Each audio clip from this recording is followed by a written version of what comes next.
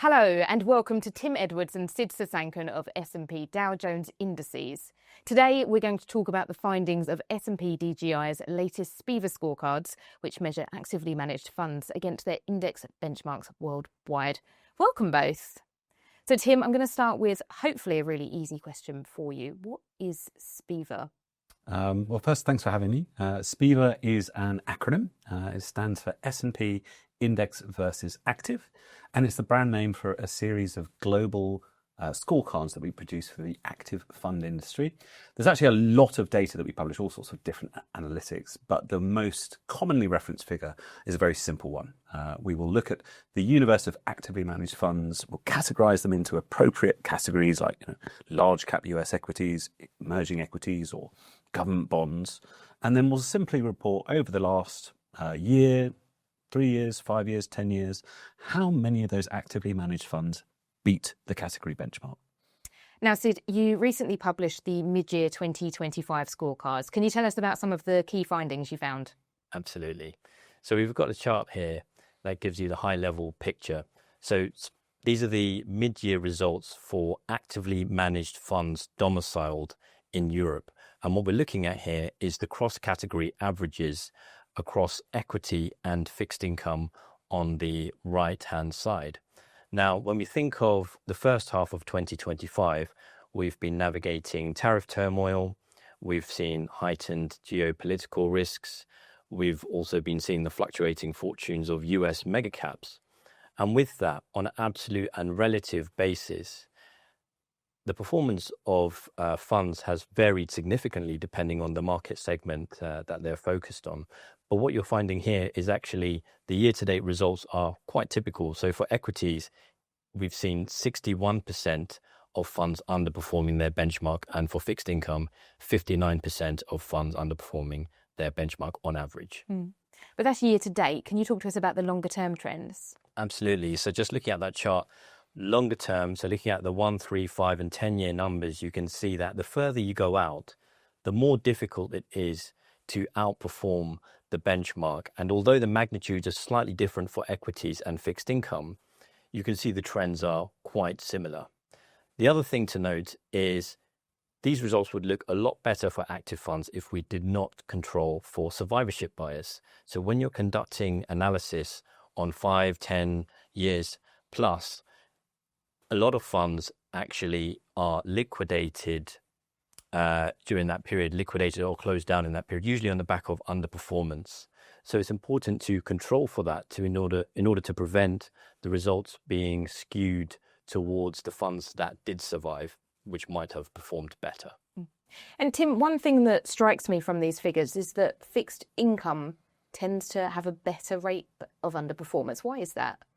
Yeah, that's right. Certainly in this year's figures, it was sort of clear from the chart showed earlier, over every time horizon, the proportion of fixed income active funds that were underperforming was lower than in equities.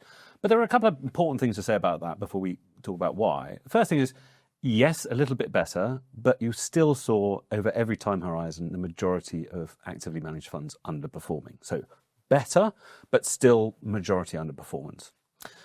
The drivers for that vary, right? There's a lot of different categories and there are different stories in different markets. But if there are some common themes, what our analysis suggests is that in many cases, what active bond funds are doing is they are taking on a little bit more credit risk than the benchmark. So if they're in a high quality credit category, maybe they're taking on a little bit more risky investment grade. If they're in investment grade, maybe they're taking on a bit of high yield. And if they're in the high yield category, maybe they're taking, going towards the very most dangerous waters within high yield. So that has been a strategy which more or less over the last 1, 5, 10 years, that will have rewarded managers because those higher yields did actually return, that did actually manifest.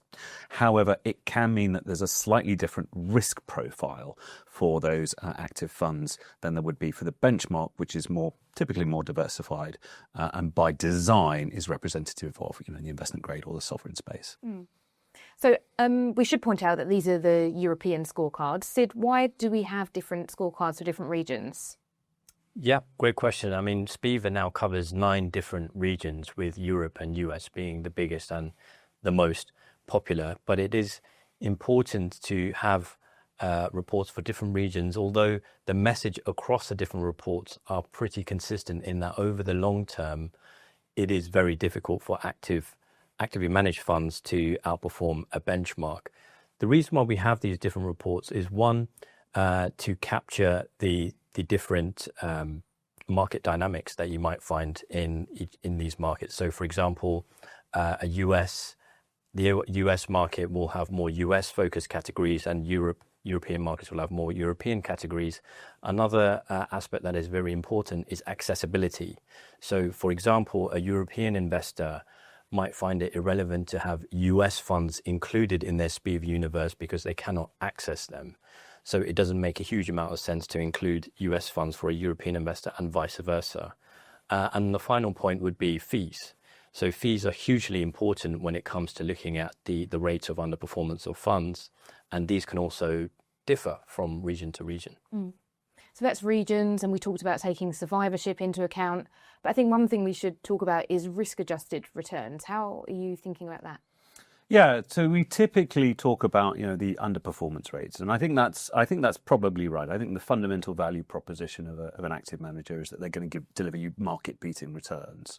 But if they are achieving market-beating returns, but they're doing so by taking on more risk, that's potentially important information. And so what we also do among the various tables and figures published in the reports is we do produce statistics that show you what those outperformance rates or underperformance rates would be if we controlled for risk or adjusted for volatility.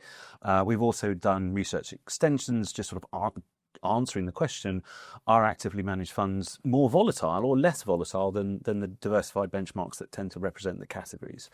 So there's a wealth of information there. I think it's possibly important to notice, though, that the overall story doesn't really change. Whether you would control for risk or you don't, in most categories, most of the time, beating the benchmark is difficult.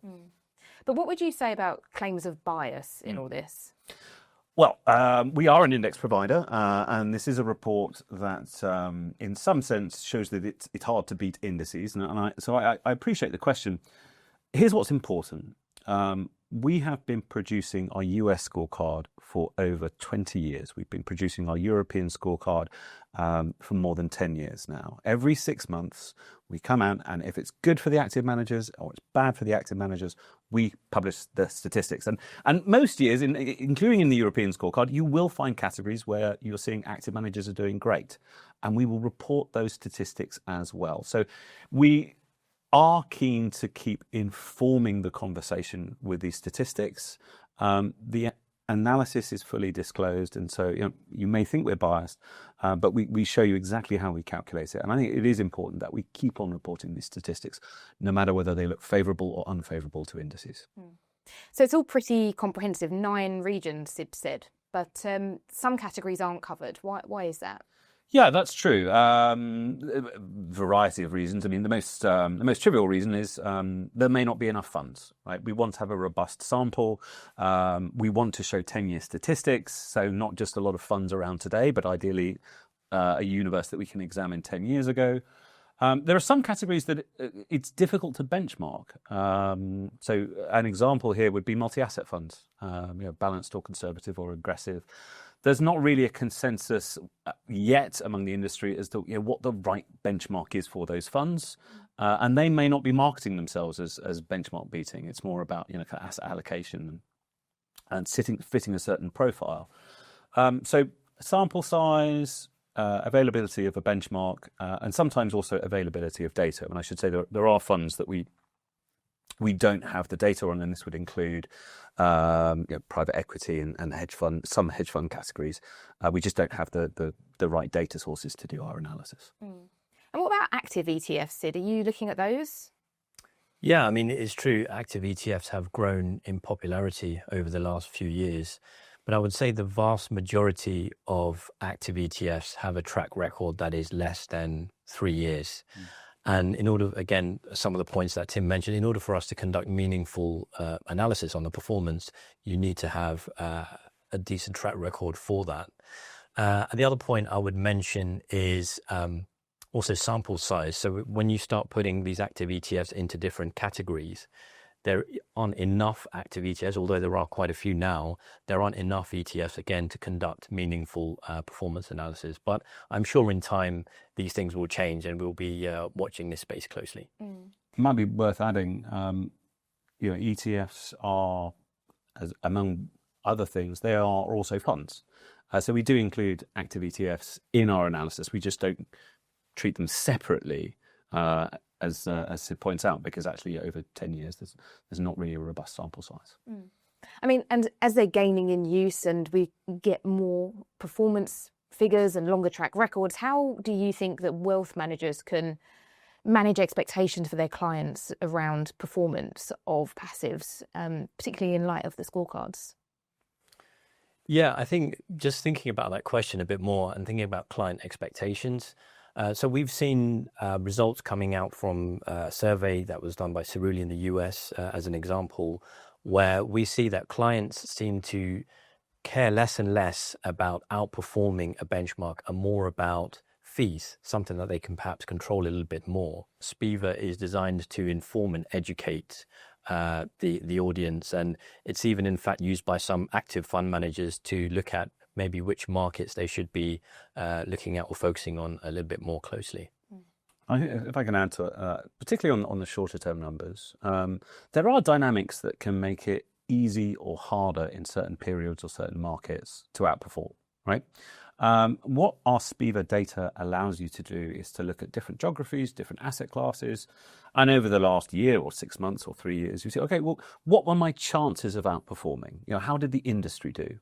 If you're someone who is an allocator to active funds, this kind of tells you, how good were your choices compared to the broader opportunity set. If you're someone who uses passive funds, this might help you explain to your end investor why you're using passive funds. And if you're using a mix of active and passive, SPIVA can help identify those markets where finding a great manager is worth your time and those where the odds are really stacked against you. Well, thank you both. That's it for today. To learn more about SPIVA and the topics we have discussed, please visit S&P DGI at the link below.